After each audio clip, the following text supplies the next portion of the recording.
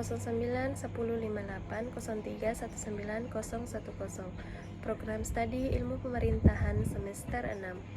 Di kesempatan kali ini saya akan membahas sistem pengawasan dan pengendalian pemerintahan. Dalam poin pertama yaitu teknik pengawasan urusan pemerintahan daerah. Pertimbangan melaksanakan pengawasan. Yang pertama, berbagai metode dan teknik pengawasan. A. Pengawasan dengan pengecualian. B. Pengawasan terhadap hasil atau produk atau output. C. Pengawasan anggaran. D. Pengawasan mutu terpadu.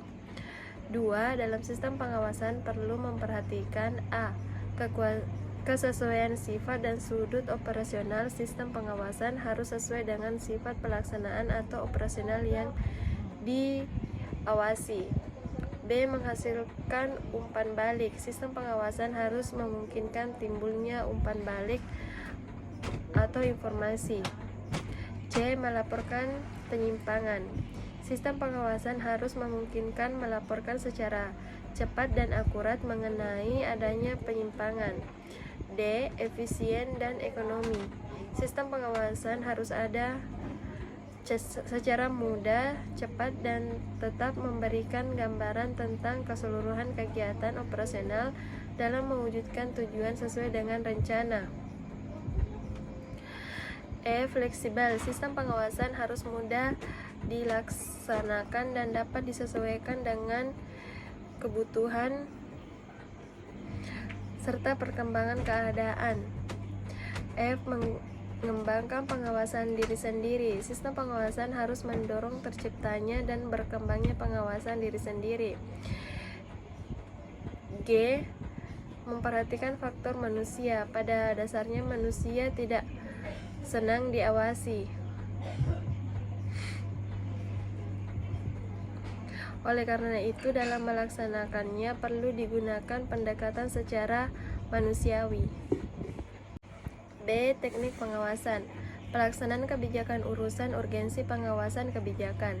Secara umum, pada 3 macam pengawasan yang selama ini dilakukan oleh pemerintah, yaitu pengawasan umum, pengawasan preventif, dan pengawasan represif. Pengawasan umum dilakukan oleh Menteri Dalam Negeri dan Gubernur atau Bupati atau Wali Kota dalam kedudukannya sebagai wakil pemerintah di daerah yang bersangkutan.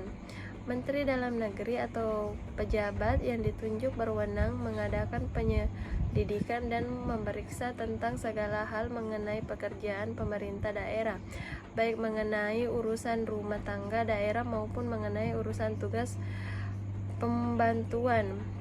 Demikian pula gubernur atau kepala daerah berwenang melakukan hal yang sama terhadap pemerintahan daerah di tingkat 2.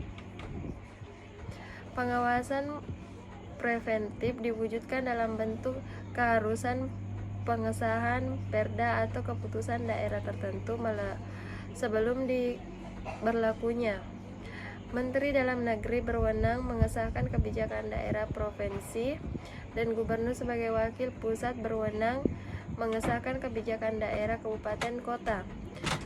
Muatan perda yang memperlakukan pengesahan pada umumnya yakni: pertama, perda yang menetapkan ketentuan-ketentuan yang mengikat rakyat, ketentuan-ketentuan yang mengandung perintah, larangan, keharusan untuk berbuat sesuatu atau tidak berbuat sesuatu yang ditunjuk langsung kepada rakyat.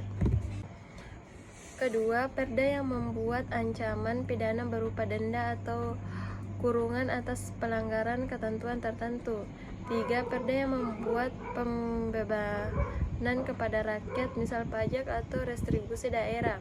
Dan yang keempat, perda yang membuat ketentuan tentang segala sesuatu yang perlu diketahui oleh umum karena menyangkut kepentingan rakyat, misalnya mengatur penggandaan uang piutang, utang piutang, menanggung pinjaman, mengadakan perusahaan daerah, menetapkan dan mengubah APBD, menetapkan perhitungan APBD, serta mengatur gaji pegawai. Pengawasan responsif diwujudkan dalam bentuk penangguhan atau penundaan dan pembatalan berlakunya perda termasuk pada yang telah dilalui mekanisme pengawasan preventif.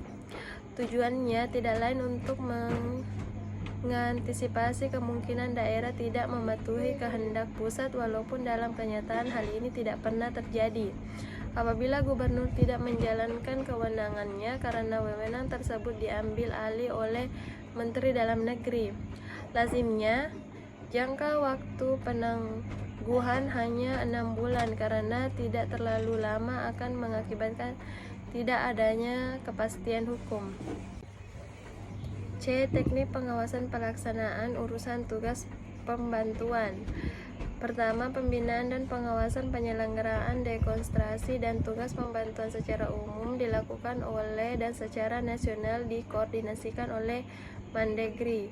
Pembinaan dan pengawasan penyelenggaraan dekonstruksi dan tugas pembuatan secara teknis dilaksanakan oleh menteri atau kepala lembaga penerima non-kementerian terkait. Pembinaan dan pengawasan pelaksanaan tugas pembantuan oleh perangkat daerah dilaksanakan oleh kepala daerah. Pembinaan dan pengawasan pelaksanaan tugas pembantuan oleh perangkat daerah dilaksanakan oleh kepala daerah.